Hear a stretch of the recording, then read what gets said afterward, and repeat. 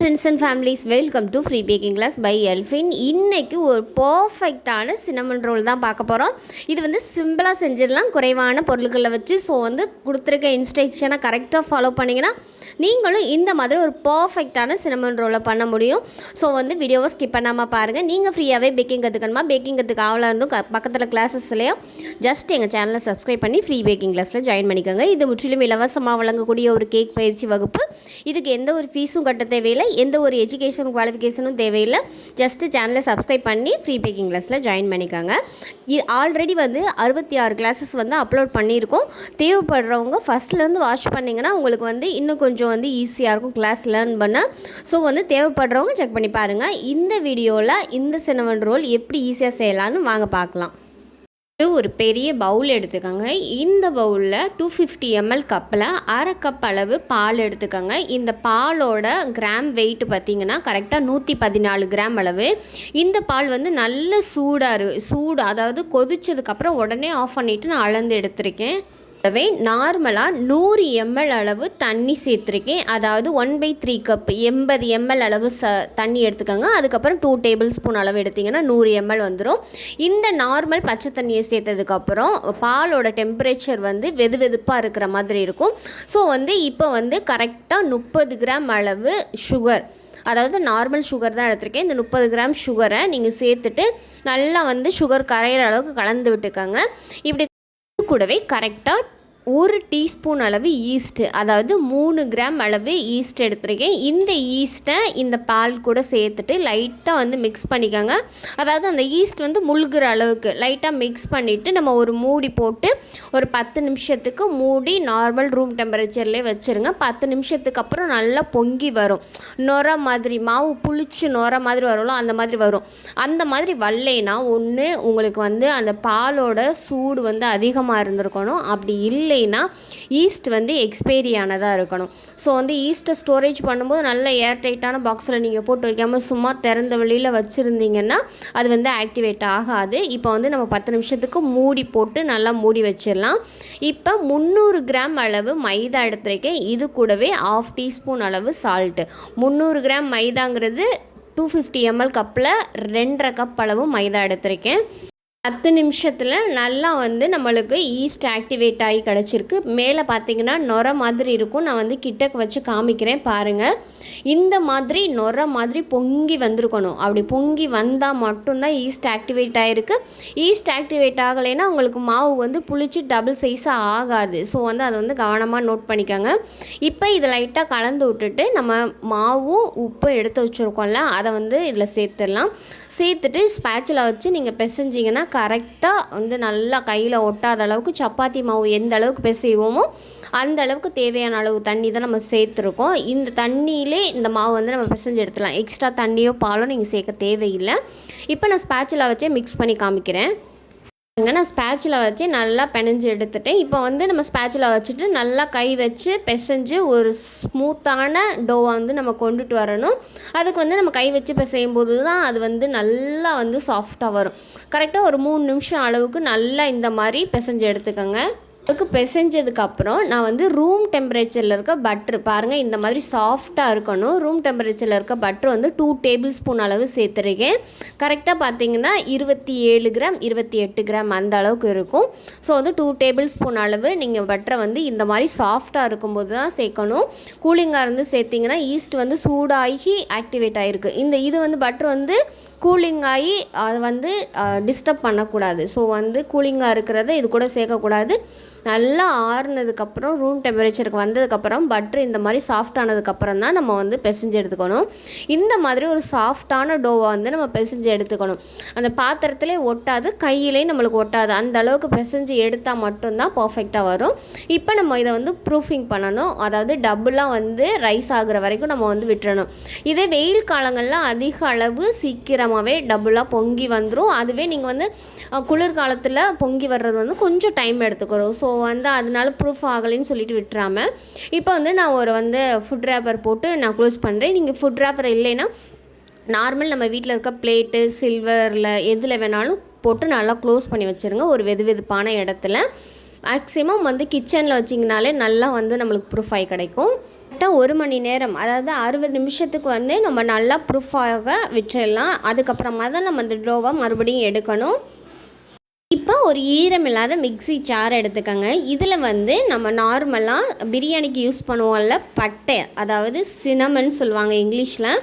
இந்த பட்டை வந்து நம்ம ஆள்காட்டி விரல் இருக்குல்ல, அதில் வந்து 2 விரல் சைஸ் எடுத்துக்கோங்க. 2 டைம் அதே அளவு வர்ற மாதிரி எடுத்துக்கோங்க. 2 ஆள்காட்டி விரல் சைஸ் அளவு பட்டை எடுத்துக்கோங்க. இந்த பட்டை தான் இதுக்கான ஃப்ளேவரே நம்மளுக்கு கொடுக்கும். ஆல்ரெடி நீங்கள் பட்டை பொடி வச்சுருந்தீங்க அப்படின்னா அது வந்து 1 டீஸ்பூன் அளவு எடுத்துக்கோங்க. இப்போ வந்து நாட்டு சர்க்கரை வந்து 3 டேபிள் ஸ்பூன் அளவு எடுத்துக்கோங்க. இது வந்து நம்மளுக்கு அதை உள்ள அந்த ஸ்டஃபிங்கோடு சாப்பிடும்போது தான் ஒரு ஸ்வீட்னஸும் அதே நேரத்தில் அந்த சின்னமனோட ஃப்ளேவரும் செம்மையாக இருக்கும். ஸோ வந்து இதை வந்து மிக்சியில் நல்லா பவுடராக இந்த மாதிரி அரைச்சி எடுத்துக்கோங்க.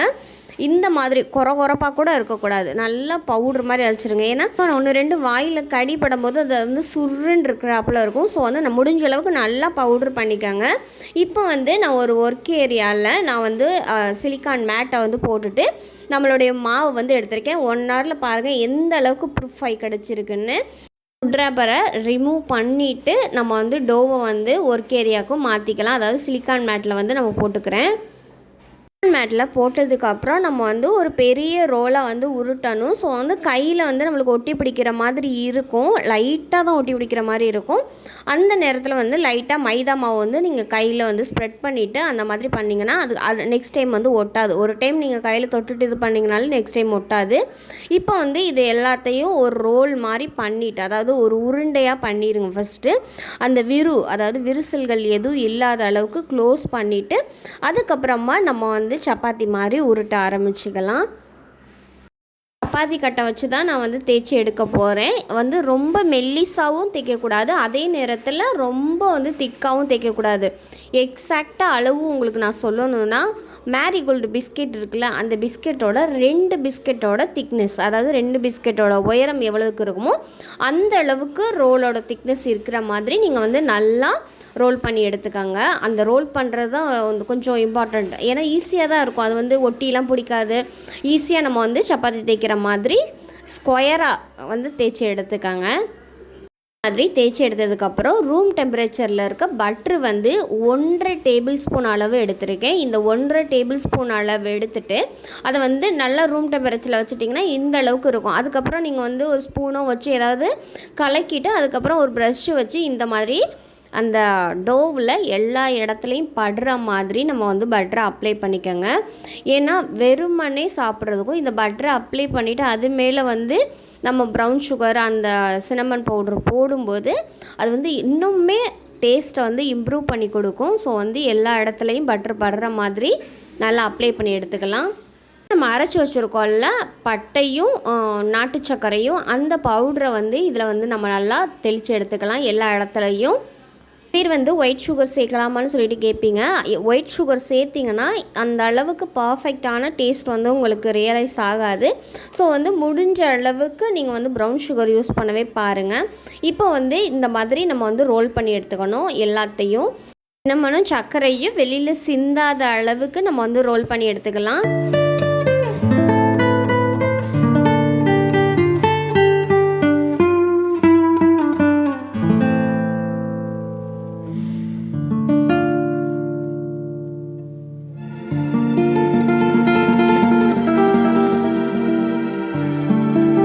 மாதிரி ரோல் பண்ணதுக்கப்புறம் நம்ம தேவையான சைஸில் வந்து கட் பண்ணி எடுத்துக்கலாம். அதாவது 2 சென்டிமீட்டர்லேருந்து 2.5 சென்டிமீட்டர் அந்த அளவு வர்ற வரைக்கும் திக்னஸ் இருக்கிற மாதிரி நீங்கள் வந்து கட் பண்ணி எடுத்துக்கோங்க. பாருங்கள் இந்த மாதிரி தான் இருக்கும். அந்த எட்ஜஸை வந்து லைட்டாக அப்படியே அழுத்தி பிடிச்சி அதை வந்து க்ளோஸ் பண்ணி விட்ருங்க. ஏன்னா அது மறுபடியும் ப்ரூஃப் ஆகும்போது அது அப்படியே வந்து டபுளாக பொங்கி வரும்போது அது அப்படி விரிஞ்சிட்டு வந்துடும். அது தனியாக ஒரு லேயர் மாதிரி போயிட்டுருக்கும். ஸோ வந்து அதை வந்து நல்லா அழுத்தி விட்ருங்க. ப்ரௌனி ட்ரே எடுத்திருக்கேன். இந்த ப்ரௌனி ட்ரேயில் வந்து லைட்டாக பட்டர் மட்டும் அப்ளை பண்ணி எடுத்துக்கிறேன். பட்டர் ஷீட்லாம் போடல, லைட்டாக பட்டர் மட்டும் எல்லா இடத்துலையும் படுற மாதிரி அப்ளை பண்ணிக்கிறேன். பட்டர் வந்து நம்ம ஆல்ரெடி அந்த ஷீட்டில் அப்ளை பண்ணுறதுக்காக நம்ம எடுத்துகிட்டு போகலாம், அதே ப்ரஷ்ஷை வச்சு பண்ணிங்கனாலே போதுமானதாக இருக்கும். இந்த மாதிரி எல்லாத்தையும் நான் வந்து அந்த ட்ரேயில் அடுக்கிட்டு 3 மொத்தம் 12 சினமன் ரோல்ஸ் வந்து வந்திருக்கு. இந்த ரோல்ஸை வந்து கொஞ்சம் கேப் விட்டு வச்சுருங்க. கேப் விட்டுட்டு அப்போ தான் வந்து ப்ரூஃப் ஆகி கிடைக்கும்போது மறுபடியும் டபுளாக வந்து ப்ரூஃப் ஆகும்போது அந்த கேப்லாம் அடைஞ்சிரும். 40 நிமிஷத்துக்கு மறுபடியும் நம்ம ப்ரூஃப் பண்ணணும். ப்ரூஃப் பண்ணும்போது நீங்கள் ஃபுட் ரேப்பர் போட்டிங்கன்னா அந்த சினமன் ரோலில் இருக்க அந்த சினமன் ப்ரௌன் சுகர்லாம் ஒட்ட ஆரம்பிச்சிடும். ஸோ வந்து இந்த மாதிரி இன்னொரு பேக்கிங் ட்ரே இல்லைன்னா ஒரு பிளேட்டோ அந்த மாதிரி வச்சு க்ளோஸ் பண்ணி கரெக்டாக ஒரு 40 நிமிஷத்துக்கு ப்ரூஃப் ஆக விட்டுருங்க. 40 நிமிஷத்தில் பாருங்கள், கேப்பே இல்லாத அளவுக்கு நல்லா அப்படியே ஃபுல்ஃபில் ஆகி நம்ம ரோல்ஸ் எல்லாமே டபுள் ஆகி வந்திருக்கு. ஸோ வந்து இதை வந்து ஓடிஜியில் வச்சிடலாம். 170 டிகிரியில் top and bottom rod on பண்ணிவிட்டு 10 நிமிஷத்துக்கு ப்ரீ ஹீட் ஆன் பண்ணிக்கோங்க. 170 டிகிரியில் top and bottom rod on பண்ணிவிட்டு 25 நிமிஷம் அளவுக்கு நம்ம பேக் பண்ணி எடுத்துக்கலாம். குக்கரில் எப்படி பேக் பண்ணுறதுன்னு கிளாஸ் 2ல் அப்லோட் பண்ணியிருக்கேன். தேவைப்படுறவங்க செக் பண்ணி பாருங்கள். இல்லாமல் குக்கரில் பேக் பண்ணுறதுக்கும் இதே சேம் அளவு டெம்பரேச்சர் வந்து சிம்மில் வச்சு பேக் பண்ணணும். ஸோ வந்து அந்த கிளாஸஸ் தேவைப்படுறவங்க செக் பண்ணி பார்த்துக்கோங்க. இப்போ நான் கரெக்டாக 25 நிமிஷம் நம்மளுக்கு ஆயிடுச்சு. ரோல்ஸ்லாம் பக்காவாக ரெடி ஆகி சூப்பராக குக் ஆகிருக்கு. ஸோ வந்து பார்த்தீங்கன்னா தெரியும். நான் வந்து லைட்டாக அழுத்தி காட்டுறேன், அது எவ்வளோ சாஃப்ட் அண்ட் ஃப்ளஃபியாக இருக்குன்ட்டு நீங்களே பாருங்கள். இது நல்லா ஆறுனதுக்கப்புறம் தான் நம்ம வந்து எடுத்து சாப்பிட்ணும். அதுக்கப்புறம் தான் நம்ம வந்து இதுக்கு மேலே ஒரு கிளேஸ் ஊற்றுவோம். அது வந்து செய்வாங்க. மேக்ஸிமம் இந்த கிளேஸ் செய்கிறதுக்கு வந்து க்ரீம் சீஸ், அதுக்கப்புறம் பட்டரு, சுகர் பவுடர் சேர்த்து பண்ணுவாங்க. நிறைய பேர்கிட்ட வந்து க்ரீம் சீஸ் இருக்காது. ஸோ வந்து நம்ம சிம்பிளாக எப்படி இதை பண்ணலான்னு பார்க்கலாம். கரெக்டாக 250 ml கப்பில் 1/3 கப் அளவு, அதாவது 60 கிராம் அளவு பவுட்ரு சுகர் எடுத்துக்கோங்க. இந்த பவுட்ரு சுகரை நான் வந்து ஒரு பவுலில் சேர்த்துக்கிறேன். அந்த பவுலில் ஈரம் இல்லாமல் பார்த்துக்கோங்க. இது கூடவே காய்ச்சி ஆற வச்ச பால் வந்து 1 டீஸ்பூன் அளவு சேர்த்துட்டு நல்லா கலந்திங்கன்னா ஒரு க்ரீமியான திக்னஸில் ஒரு கிளேஸ் வந்து நம்மளுக்கு கிடைக்கும். நீங்கள் வந்து இந்த ஃபுல்லாக இருக்க சின்னமன் ரோல்ஸ்லேயும் இதில் சேர்க்கக்கூடாது. ஒரு சின்னமன் ரோலில் மட்டும் ஒரு பிளேட்டில் எடுத்துகிட்டு அதுக்கப்புறம் இந்த கிளேஸை வந்து லைட்டாக ஊற்றிட்டு அதுக்கப்புறம் நீங்கள் சர்வ் பண்ணிங்கன்னா பர்ஃபெக்டாக இருக்கும். ஸோ வந்து இந்த ரெசிபி உங்களுக்கு கண்டிப்பாக பிடிக்கும். நான் இதை எப்படி சர்வ் பண்ணுறேன்னு சொல்லிவிட்டு நான் உங்களுக்கு எக்ஸ்பிளைன் பண்ணுறேன். நம்ம சினமன் ரோல்ஸ் எல்லாமே பர்ஃபெக்டாக ஆறி இருக்குது. நல்லா ஆறுனதுக்கப்புறம் இதை வந்து நம்ம ஒன்று ஒன்றா பிச்சு எடுத்துக்கலாம். பிச்சு எடுக்கும்போது லைட்டாக வந்து 1-2 சேர்ந்து வர்றாப்பில் இருக்கும். ஸோ வந்து கவனமாக பிச்சு எடுத்துக்கோங்க. பாருங்கள் எந்த அளவுக்கு ஒரு பர்ஃபெக்டான ரோல் வந்து வந்திருக்குன்னு. இது வந்து அவ்வளோ அல்டிமேட்டாக இருக்கும். இந்த பட்டை வாடை வரும், பட்டை ஃப்ளேவர் வரும் அப்படின்லாம் நினைக்காதீங்க. இது வந்து ஒரு டிஃப்ரெண்ட்டான டேஸ்ட்டாக இருக்கும். சாப்பிடும்போது நல்ல ஒரு ஃபீல் இருக்கும். ஸோ வந்து இதை வந்து நல்லா ஆறுனதுக்கு அப்புறமா தான் நீங்கள் வந்து அதை வந்து ஸ்டோரேஜ் பண்ணி வைக்கணும். ஸ்டோரேஜ் பண்ணி ஒரு 3-4 டேஸ் வரைக்கும் நார்மல் ரூம் டெம்பரேச்சர்லேயே வச்சுக்கலாம். இப்போ இது மேலே வந்து இந்த கிளேஸை வந்து நம்ம ஊற்றி அதை வந்து லைட்டாக டிப் பண்ணி சொல்லப்போனால் எப்படி சொல்கிறது, ஃப்ரைட் ரைஸ்க்கு அந்த டொமேட்டோ சாஸ் ஊற்றி சாப்பிட்டா தான் நல்லாயிருக்கும். அந்த மாதிரி இந்த சினமன் ரோலுக்கு இந்த கிளேஸ் ஊற்றி சாப்பிடும்போது அவ்வளோ பர்ஃபெக்டாக அவ்வளோ அல்டிமேட்டாக இருக்கும். ஸோ வந்து கண்டிப்பாக எல்லோரும் ட்ரை பண்ணி பாருங்கள். ட்ரை பண்ணி பார்த்துட்டு ஃபீட்பேக் வந்து கமெண்டில் சொல்லுங்கள். Thank you for all. எங்களுடைய சேனல் உங்களுக்கு பிடிச்சிருந்துச்சுன்னா லைக் பண்ணுங்கள், ஷேர் பண்ணுங்கள், கமெண்ட் பண்ணுங்கள், சப்ஸ்கிரைப் பண்ணுங்கள். பக்கத்தில் இருக்க பெல் ஐக்கானை கிளிக் பண்ணி ஃப்ரீ பேக்கிங் கிளாஸில் ஜாயின் பண்ணிக்கோங்க. இது முற்றிலும் இலவசமாக வழங்கக்கூடிய ஒரு கேக் பயிற்சி வகுப்பு. Thank you for all.